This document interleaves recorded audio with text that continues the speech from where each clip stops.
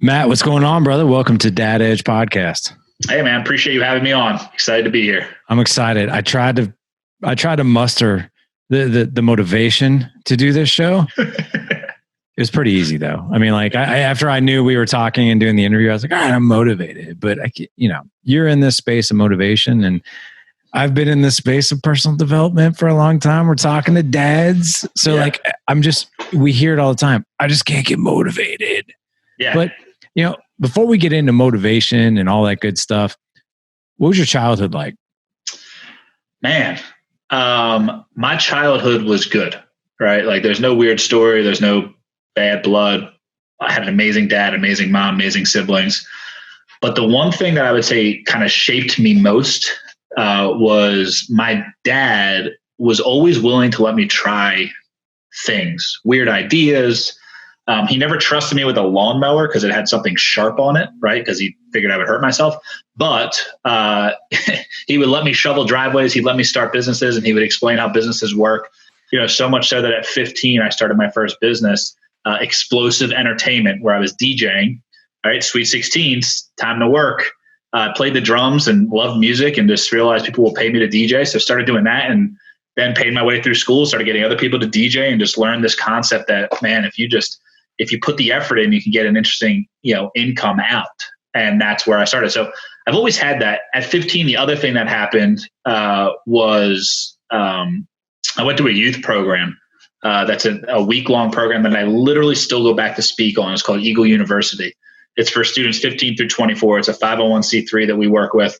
And we basically teach everything we do with our consulting clients, with a mentor of mine who's been doing it much longer than I have, to students, so they can get an idea of some of the stuff that I'm sure a lot of your guests have talked about. But imagine if you were talking to your guests when you were 15 and you actually listened, right? How much different life would be. So those are the two things. As far as like a younger, I was a terrible student. I literally can't write, can't spell, barely read.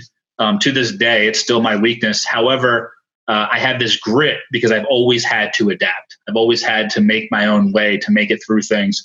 And I even talk about it in the book that, it wasn't until a teacher found out in the 6th grade that I was reading at a 1st grade level, because I would just talk my way through everything. And she basically sat me down and said, look, we're going to, instead of yelling at you like most people do with a hyperactive kid, he's like, we're going to love on you. And that was the first time I saw the difference between what I call in the book fear-based motivation and love-based motivation. And it's a massive difference, and the impact is just crazy. Fear is based on force, right? That's how we all learn kind of how to do it, because we've had someone do it to us. Love is based on understanding, and few of us have ever experienced it, but if you experience it, you never forget it, right? Understanding who you are. People who do fear-based, you got dictators passed through history. You got Hitler, you got Mussolini, you go through the list. Love-based, you got MLK, you got Gandhi, you got Jesus, you got Mother Teresa, Princess Diana. I mean, these are people who made massive impacts based on love, that when the force leaves, the individual stays motivated. And that's the whole key to the sustainable motivation that we try to teach. Wow, man. There's a lot there, bro. There's a lot there. But going back to how you first started, what made your parents amazing? Use the word amazing when you describe both of them. So give us some gems on how we can steal from your parents. Well, now I'm going to have them listen to this, right? Because now we're going into it, right? I would say it's interesting, right? I grew up where my mom has grit like you can never imagine. Just, she could always do whatever. And my dad was a dentist. But just had this care for people that was just genuine, right? Like, you sit there and you go, how did he do it? And it's like, well, he wasn't faking it. He just was, right? It's the difference between, a human being and a human doing, right? Like, we don't want to be doing. He was just being who he was. And that was amazing. They worked amazing together as a pair. So I got to see what happens when two people come together to be one, and got to see what it was. And the other thing that happened was, I always had a nice little fear of my dad. But it was a fear out of respect, not a fear out of like, he beat me type thing. Does that make sense? And I didn't want to disappoint him. And it wasn't like he would throw things back at me. He just would always say the right thing at the right time. And when I'd mess up, when I got arrested at a young age, right? It was that I'll never forget the awkward drive home that he sat there and didn't say a thing. and how much more piercing that was than him ripping me apart, right? I couldn't argue. You can't argue with logic, but you can argue with emotion. So I would say that's one thing that they did. And if you ask them, because a lot of times people ask them, like, what did you do, to create these kids? Not that we're anything special, but we're weird. Me and my other siblings, we just are naturally go-getters. That's what we like to do. We chase things. And what my mom will always say is that we got out of her way. We got out of his way. Like, we let them do them. And when I started my first business, I'll never forget, I called my mom, because my mom also, with grit, loves to worry. And I said, Mom, you're going to have to let me fail like terribly about 10 times if I'm going to go down this entrepreneurial journey. And you need to be okay with it. And her response was, I'm not okay with it, but go for it. And that's something that I always understood. And then the other thing was, man, I always knew I was loved. We didn't say I love you. It wasn't this like ever, but it was just known by the actions versus the words. Dude, thank you for that. Thank you for that. So, happy. Audience, you're welcome. You can go ahead and find this show. We're done. And no, seriously, man. Obviously, I've had the honor of interviewing a lot of people, and not everybody is blessed with an amazing upbringing like that. Yeah. And I love that dichotomy that you had with your dad, to where it wasn't necessarily you were terrified, but you respected him, which it wasn't necessarily fears. I'm terrified of you, but I see you.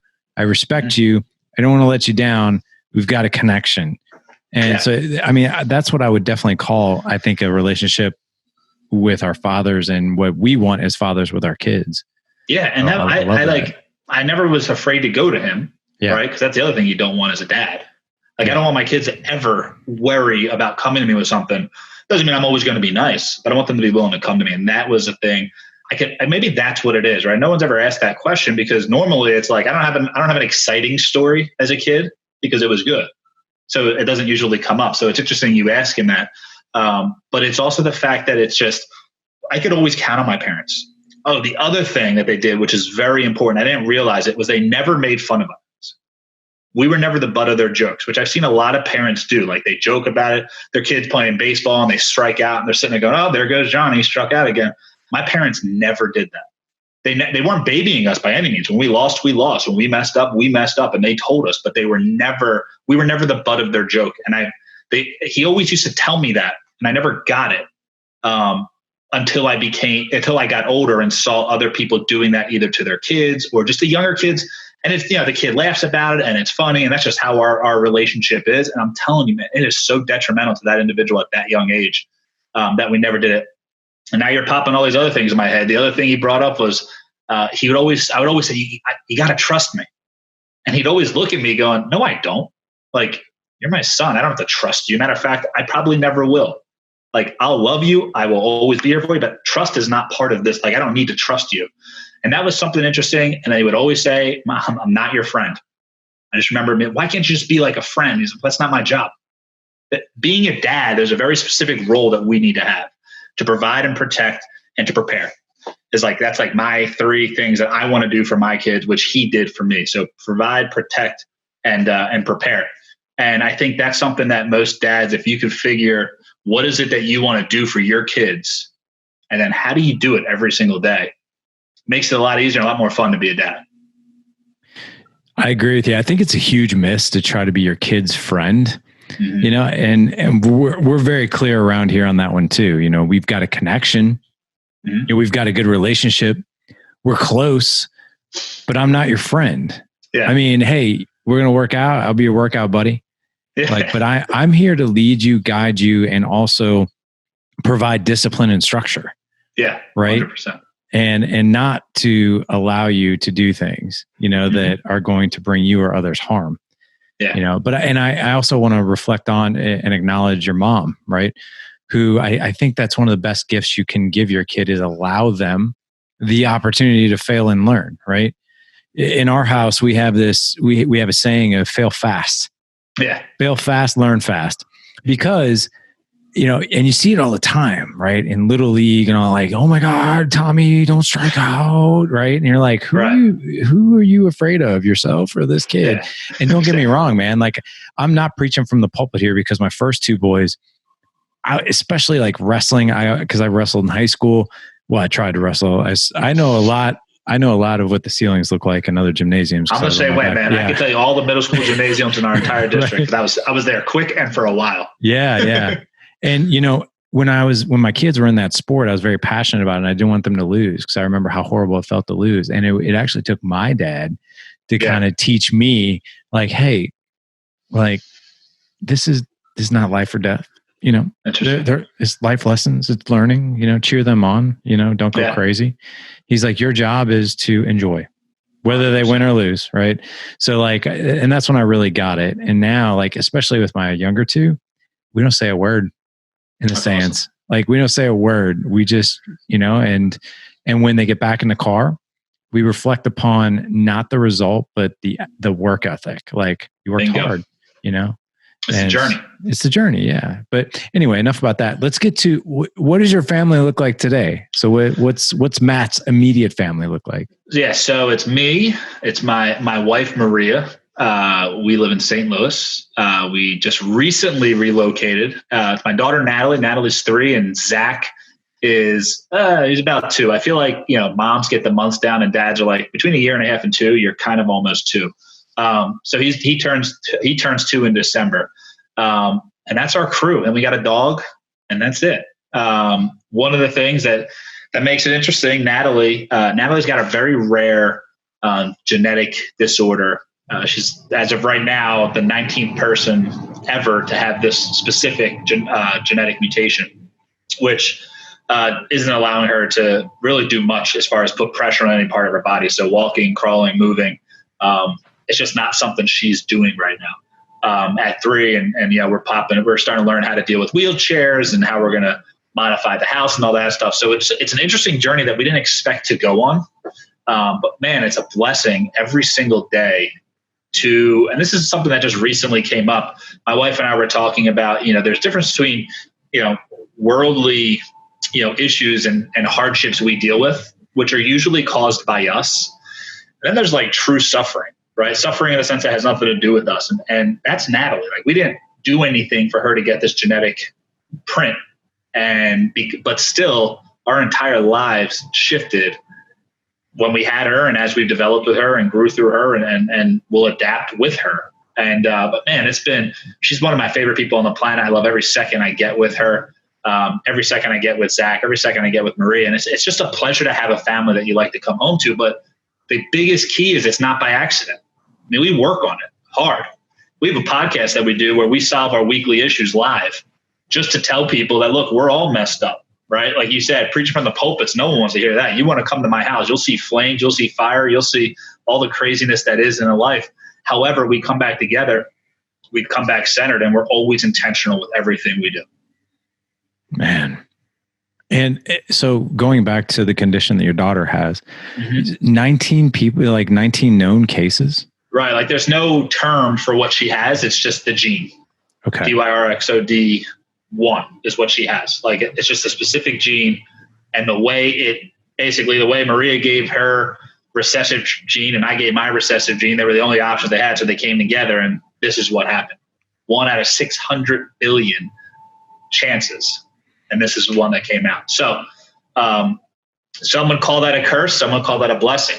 We're going on the ladder. This is who she is. And we love having her part of the family. I love that, man. I love the perspective that you have on it. Being, man to man here and human to human, when you first found this information out, were you just like, what the heck? Like, like why, I'm a good person. Why us? Like, I mean, let me just digress for a moment. In 2014, we lost a son. Oh, I'm sorry. And thank you. Like you, though, we celebrate it. Yeah. We do. We celebrate it. And in fact, children who die at a young age, a symbol of them is a butterfly.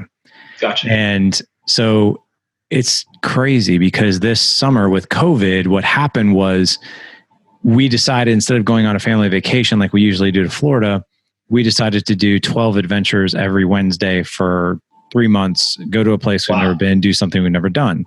So we were out in nature and all kinds of, and every adventure we did, we were either surrounded by a butterfly or awesome. a butterfly was a part of it in some way, shape, or form. We went on a float trip, and a butterfly landed on my oldest leg and stayed there for over 2 hours on the boat with us. It was crazy. But the reason I ask you that question is because we celebrate it now. It's a blessing now. But when we were walking through it, when it was fresh, we were very angry. Like we went through some pretty dark times, and a lot of questions of like, why us? I don't understand this. Like, why is this happening to us? We're good people, like all these things. Yeah. So while I definitely respect that this is a blessing and it sounds like it's really brought you guys together, but when you guys first found out about this, was that always the case, or did you guys go through some struggles with that? So I'm an optimist at heart and at fault. So I went through my own version of denial, if that makes sense. And what I do is I take action versus settling in it. Does that make sense? So I heard the news and I went, right, all right, how do we fix it? I'm not going to deal with it. I'm going to fix it. If I fix it fast enough, I'll never have to deal with it. That's kind of how the entrepreneurial side came out. And it wasn't until literally it was about 2 weeks ago, Natalie's left shoulder stopped working, which obviously is not a good sign, right? So we didn't know that she dislocated, what's going on. So we called our neurologist, brought her in. And our neurologist is amazing. I mean, we love having him. There's no soft pillow talk. He's very straightforward to the point, which is what you need in a situation like this. And, he's trying to be nice, and he kind of pats me on the shoulder when he leaves, says, hey, man, we're going to slow this thing down. We do everything we can to slow it down. And I looked at him. I was like, slow it down? That's not an option. Like, what do you mean slow it down? Like, that means it's going to end. That's not going to happen here. And I was shook by it, right? I mean, then all of a sudden I'm pulling around her wheelchair and I'm looking at her and she's laughing and joking at me. And I'm basically trying to fight back tears because I'm going, all right, are we going to have is she going to have kids? Is she going to get married? Am I going to walk her down the aisle? Am I going to get to yell at the kid who thinks he's going to marry my daughter? Like, how about college? And I start going all the way down and going like, is she going to make it, out of elementary school? Right. And just really just down this rabbit hole of just, holy smokes. And it wasn't like I got new news. My paradigm just got shifted. And I think a lot of times us as dads, we get rocked in this way. And I didn't realize why until Maria and I did a little experiment. This is why I love being married to such a strong woman. Not just physically, but I mean just mentally. Like, I mean, she knows who she is as a child of God, and she's willing to fight for that, no matter how big of an idiot I am, which is awesome to have. So we're sitting here, we're on our podcast, and I'm like, look, I want to talk about this thing called I called it Scooby-Dooing your emotional mask. And she's like, that's the dumbest thing ever. I'm like, but let me explain what it is first. When I experience something as a guy, and I think there's a lot of guys out there that might be able to relate to this, I internalize everything, right? We experience all these feelings, but externally, I show it as happiness if it's good or anger if it's bad. That's about the only two options I have, right? Like, sad comes in, anger comes out. Worry comes in, anger comes out. Fear, financial instability, frustration, anger comes out. So I said to Maria, but the problem is like, I'm not angry. I'm not an angry person, but we give anger all this credit because that's all people are seeing. So I said, here's what we're going to do. We're going to unveil, like basically Scooby-Dooing, like pull the mask off the bad guy and realize what's really underneath that. I said, so we're not allowed to call me angry anymore, ever. For this week, we're going to try it. So we go through it. Obviously, I don't get angry all week because we're all obviously self-conscious about it. The next week, we come back to do the follow-up of that episode. And I'm like, I don't know what it is, but it worked out pretty well until about an hour before that episode, I got angry at something that she did. And she said, what is it that's causing this? I said, I'm not doing this right now. Like, I couldn't even come to the agreement I made on the experiment I suggested we do. And we're on the podcast, and I said, here's the interesting thing. Most guys would say we're the emotionally stable one in the relationship, right? And I would too, right? If something happens to Natalie, look, if Natalie gets a cold because of her disorder, she can't clear it. So she goes to the hospital, right? A lot of the stuff that we heard about with COVID of why everyone had to go to the hospital is because they can't clear it themselves. And then all of a sudden things go wrong.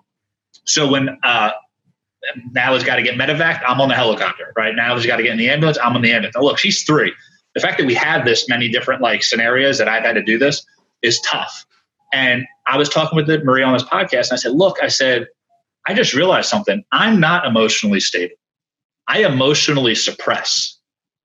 I don't experience the emotion. I said, you're more emotionally stable because you experience fear, sadness, worry, and you march through it. What I do is I don't let it actually exist. The problem is when you don't handle your emotions, especially as a guy, they're going to make their way out one way or the other. Whether you're going to lean on anger, whether you're going to lean on drugs, whether you're going to lean on an addiction, whether you're going to lean on pornography, whether, like, you name it, you're going to find a way to get rid of that feeling, whether you express it or not. And that's what I'm at right now in this moment. So to answer your question, yeah, I was angry, but I didn't know what I was angry at. Does that make sense? And what happens is, not to get too biblical on you or your audience, but that's where this concept of kind of biblical suffering, in the sense that I can't do this on my own.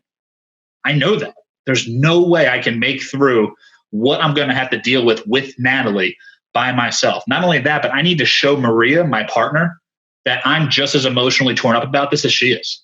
And if she never sees me cry over this, how does she know that I care about what we're doing? I need to show Zach, my son, what a strong man looks like, who can express his emotions and still be strong. I don't have to have muscles and flex all the time to show him I can be strong. I need to be really who we are.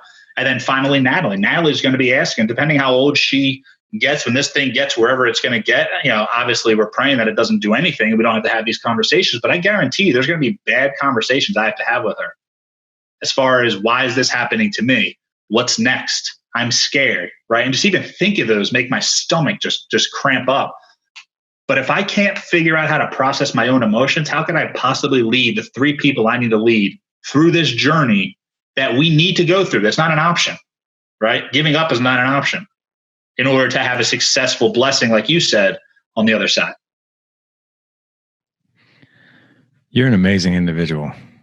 It's not me, man. I'm blessed. I've been on an interesting little journey, and have had the support that's needed by others. Yeah. I say that to you, and I know you're a humble dude just because I've gotten to know you a little bit, but what you just said, how you said it, even the tone in your voice, the look in your eye, I mean, there's no quit in there. Yeah. Ever, and I'm sure, and I say that respectfully because I know not every day is easy. Yeah. But you're taking this head on, and I love the fact that you're evolving your emotional intelligence to sort out your own feelings, so you can lead these little ones also to understand theirs. 100%, which is unreal, man. So I love your story, and I love that you're a spiritual person. Because even as you said, I don't do this alone, and I don't have to. Like, that's so reassuring to hear, right? Yeah. Especially as a man. And even if you're not spiritual, like if you're listening, you're like, I can't connect to that. I mean, what you're doing with the alliance that you're building, like, that is what that is. Mm-hmm. When I say I'm not alone, I don't just mean I have Jesus in my life. Like, look, that's my homie, and that's the best one who's in my pocket and helping me out. But I have guys all over the world, entrepreneurs I work with, other dads I work with, other people, other couples we work with. And that's the big thing, is everything we do is all about bringing intentionality back to life. That's why our company is called Life Pulse. That's the entire tagline is how can we be more intentional? And how can I be intentional when I'm with my daughter? And I go through my whole story. I think it's chapter 2. And I say, look, in the book, and I the hardest person I've ever had to motivate. It used to be me. In 2014, I literally, financially, I was a mess. I was engaged. That went away. The doctor said I wasn't going to make it past 40. And this was all in a 30-day period. I lost everything that I thought I had. Every worldly possession I had, I lost. And what happened was I had to motivate myself through. And that's what I teach about in the book. It wasn't until I got the news about Natalie that I realized that I'm no longer the hardest person I have to motivate. I now have to motivate somebody who's genetically built in a way that is absolutely against what they want to do. And I need to find a way to get her to do it the best she can. And when I finally realized my big issue, and this is what most people do when they're motivating individuals, especially dads to their kids, is I need to manage the weaknesses and leverage their strengths. So Natalie can't walk. Matt wants to fix it because I'm a dad. That's what I do. We need PT. We need to get every walking device possible. She needs to learn how to walk. What does mom do? Mom stops back and listens. She can sit down. She can use her hands. It's 2020. Let's get her on a piano. Let's get her learning how. She already knows how to code at 3 years old. She's already playing the piano, practicing. She's already doing everything that she can do to get ahead. Because when we did a cognitive test, physically she was half her age. Cognitively at 2, she was about 5.5. She's wickedly, wickedly smart, but you would never know it. So what was I going to do? I was going to bring her physical level up, which probably wouldn't have happened. But what I definitely would have done is she would eventually got with where her peers were. And then her physical issue would probably cause her cognitive issue to drop as well because of the classes she'd be in, the group she'd be in, and what she'd be dealing with. I would have destroyed her entire life, or the quality of her life, if it wasn't for taking a step back and recognizing this one key thing is manage weaknesses, but leverage your strengths, leverage their strengths. If your kid's not good at baseball, don't sit there and force them to do baseball just because it's something you want. If they like to code, use that. I talk about in Motivate the Unmotivated, I talk about how to use things like Fortnite to motivate your kids. We act like video games are the worst things ever. Look, there's some video games I don't want my kids playing. But if that's what excites them and that's what gets them going, we call it PVTT, personal value tied to task. If they see value in that and they will do something in order to get more time doing that, it's not bribing, it's showing them how the world works. I mean, if you want something, you got to earn it. Here's how you can earn it in this household. Dude, very cool. And, speaking of your book, Motivate the Unmotivated, so you said, recognize your weakness, but leverage your strength. Is that manage your weakness, right? Like, okay. I can't spell. So if I'm going to send an email, I have to get somebody to check it before it goes out. Okay. And if you ever get any of my emails and it's spelled wrong, that means, I did not manage my weakness, and I sure as heck didn't leverage my strength. Right? But don't try to fix your weakness. If you have a frog, don't try to get it to fly. Let it jump. You have a fish, let it swim. A bird, let it fly. That's their strength. Don't be naive about what your weaknesses are, right? But manage your weakness, leverage your strength. So that's obviously part of the book, right? Yes. So speaking to the dads in the audience, right? Yeah. And a lot of guys have, me included, I just can't get motivated to do absolutely fill in the blank, right? What do you find at work? Do you work with mostly men or women or both? So because we work in the corporate world a lot, my individual clients tend to always be men. Okay. Right. My individual coaching clients. Not all. Well, most of the time. Corporately, obviously, I get a whole bunch of everybody. Right. Okay. If I'm working with the Twitters and the Googles that we work with, we're getting a good mix of people. That obviously, whoever is the manager of this role, we're going to work with. Got it. Okay. So let's talk about your book content through the lens of a father and through the lens of a guy who's just trying to make it through parenting, just trying to make it through marriage. And so I think a lot of us, we reach a crossroads. Yeah. Something that we want to do, we need to do, we should do. But we just can't muster up the quote unquote motivation. Yeah. I think about this. Have you ever seen the movie Prefontaine? No. Okay. It's with Jared Leto. I think I'm saying his name, Jared Leto. It was 1997. I think that movie was made, but it's all about Steve Prefontaine, Bill Bowerman, who's the co-founder of Nike, who is his coach. Prefontaine was like one of the best runners in the world. His training regimen was insane. And one thing that Bill Bowerman told him when he lost at the 1972 Olympics was, you could have ran for the silver, you could have ran for the bronze, but you ran for the gold. You ran to win. And nobody can coach motivation. Nobody can coach desire. So Motivate the Unmotivated, going back to that statement from that movie, no one can coach desire. How can we? Is that possible? I don't think you can coach desire, but here's the funny thing. We all have it. You don't have to coach desire. What we need to do is change the paradigm of the individual so they understand the value of what they're doing. If you understand the value of what you're doing, then it's easy to do. The reason why Maria doesn't eat a full pack of Oreos when she sits down, and I do, is because my value here is the Oreo. I don't think of what's coming next. So one question I always had, and what caused me to write the book, was, what's the difference between a motivated person and a non-motivated person?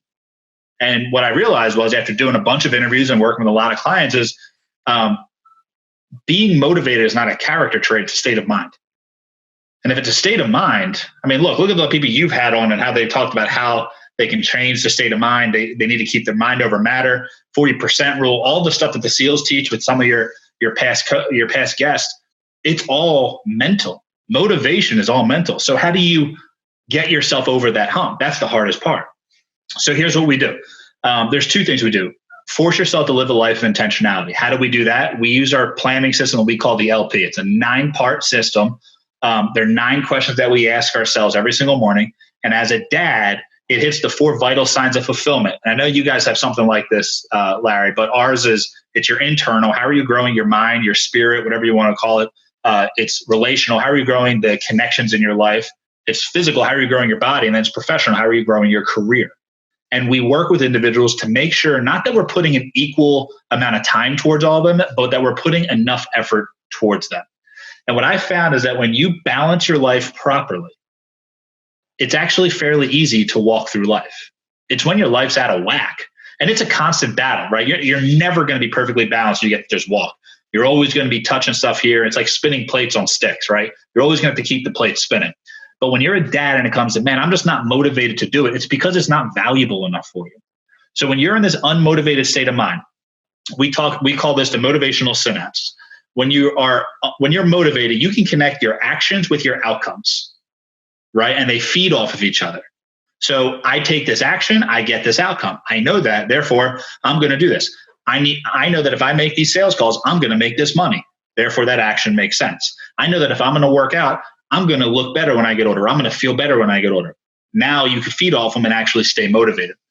What happens when you're unmotivated is there's like a motivational wall that blocks those two from connecting, right? My action now is all I'm focusing on. So I hate working out.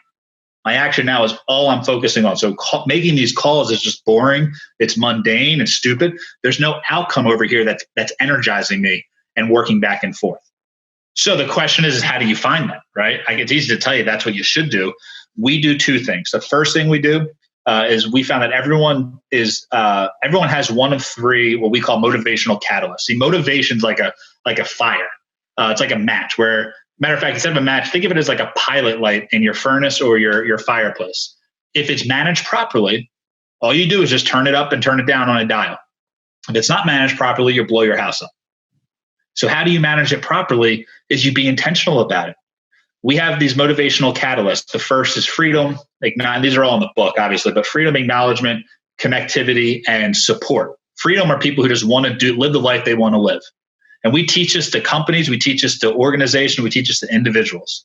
How do you motivate others? Find out what is it that turns your motivation on. And then we leverage that and we create what we call motivational packages.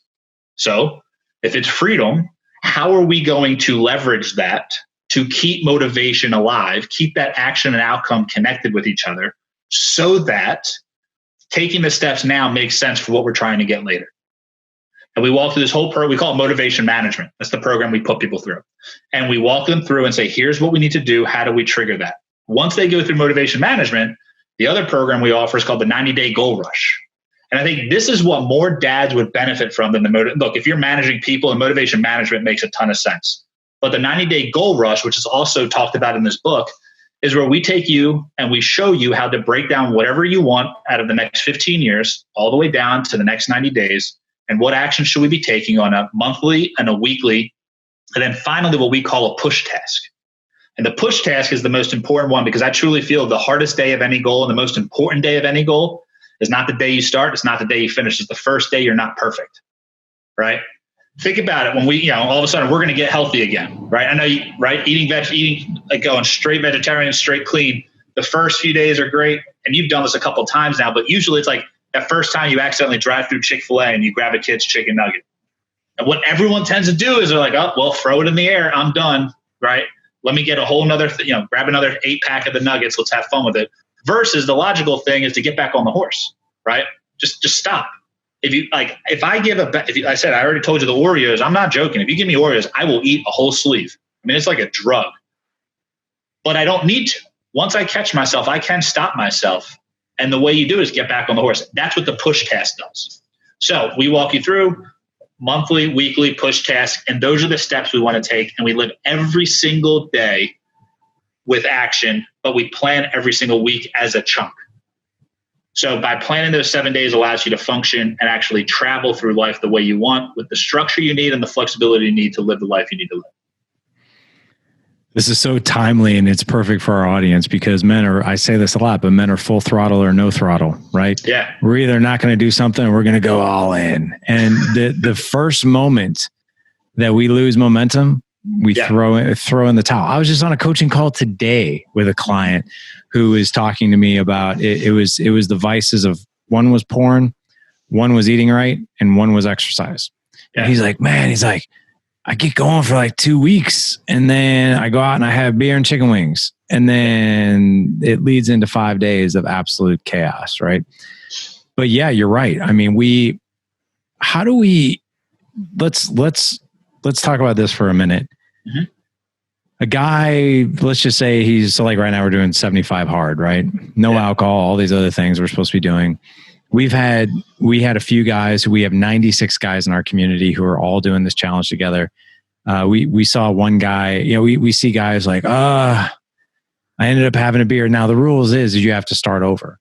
But gotcha. some of the sabotage that we saw, and luckily they're in the community because we pull these guys back up by their bootstraps. We're like, come on, man, you were on day 7. So what? Start over.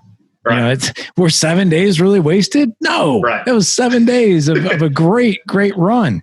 Let's keep going. Right. Yeah. Because then in actuality, but guys will do that. They'll be like, I knew I couldn't do it day 7. I should start over, but it's not even worth it. I'll probably make it to day 5. So how do we interrupt that thought, that pattern? It's this concept of PVTT. I'll keep personal value tied to task. Why are you doing it? If you're doing it just because 96 other people are doing it, then that's not a good enough reason to change your life, right? Like if I were to ask you, why do you do it? I know you've seen the benefits. You know what it's worth doing. Like, you're not doing it just to show other people you can do it. A lot of us do that. Like, I always tell people, like, man, how do you not watch porn? And I'm like, I chose not to. I don't do it because my wife doesn't want me to. Does that make sense? Like, she doesn't want me to, but that's not why I don't do it. If it was, I just wouldn't let her see me do it.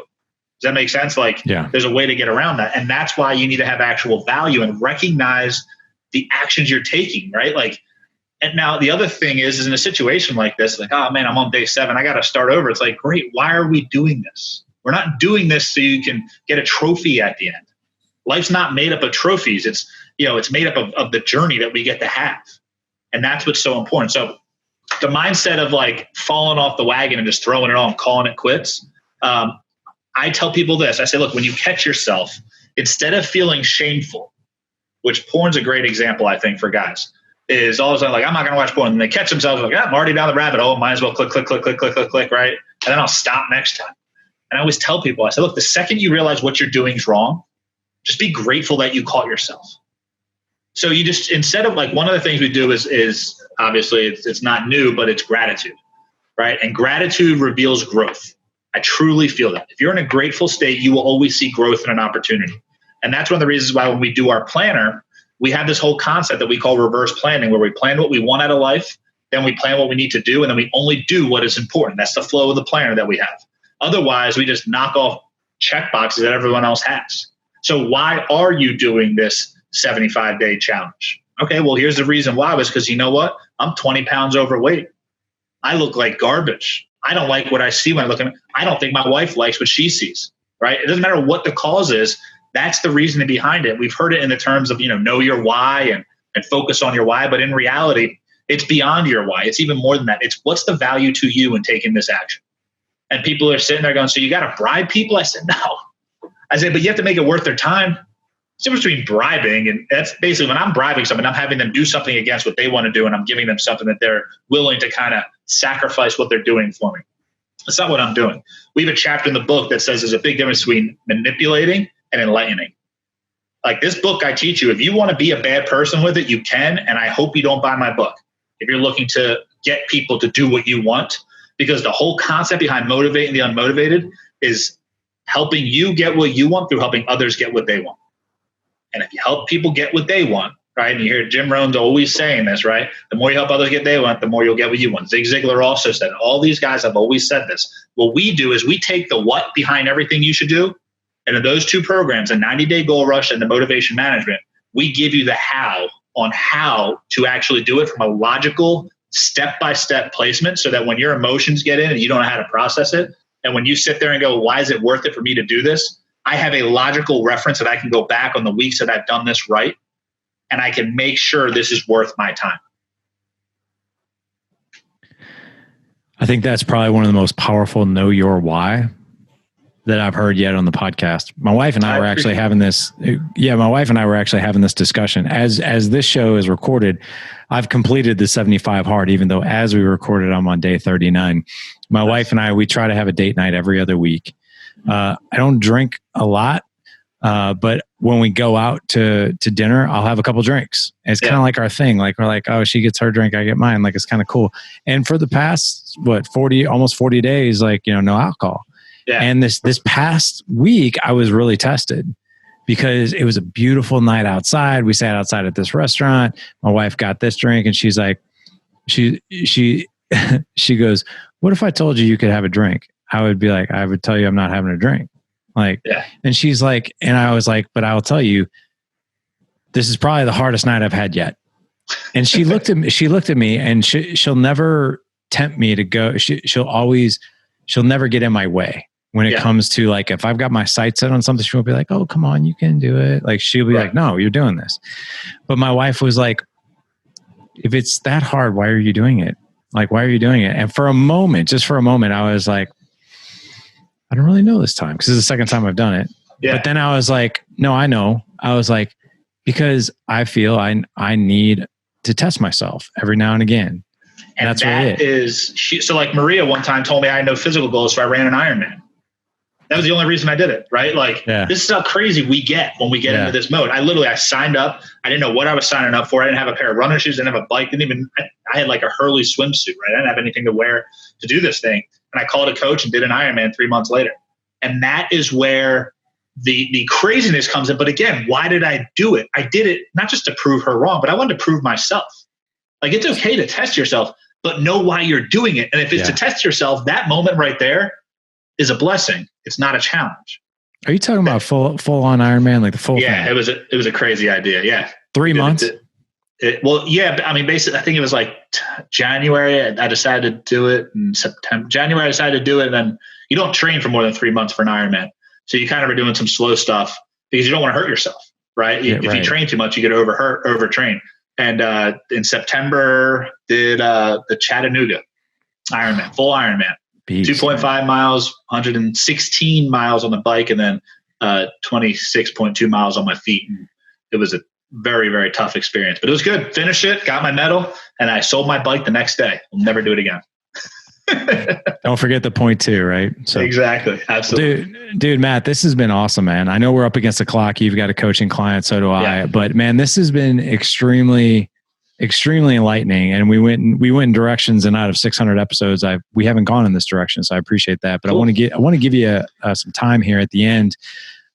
Where can men find your book, your planner, everything you're doing? Yeah, so our site is lifepulseinc.com. What I will say is, anytime I get on these calls and I have enjoyable conversations, which sometimes podcasts, as you know from being on them, they're not all the same, right? The guests aren't the same, the interviewer is not. What I want to do is I'm going to put together kind of like a package that's for your listeners. If you go to, and I'll have to create it, so don't go right away. Well, I guess I'll probably create it before you post this. But go to lifepulseinc.com/podgift. And I'm going to put kind of a DIY version of these two coaching programs, the 90-day goal rush and the motivation management, or reach out to me directly. If you come to us on our social media at Life Pulse Inc., you can buy the LPs and the books both on our website and on Amazon. So reach out. We'd love to help. If you email info@lifepulseinc.com, we'll get someone to reach out to you and work you through it. And man, Larry, any way we could help you working with dads. I mean, if we could fix the issue with men today, right? This is not sexist in a positive way towards men. This is very negative. But if we could fix us, we'd be really good. I think the women have their stuff in order. They got their craziness, as we all do. But man, what you're doing with dads and making it exciting to be a dad and fun to be a dad and enjoying the challenge and enjoying the ride of being a dad, that's what it's all about. So any way I could help, help the Alliance, help what you're doing, by all means, feel free to let me know.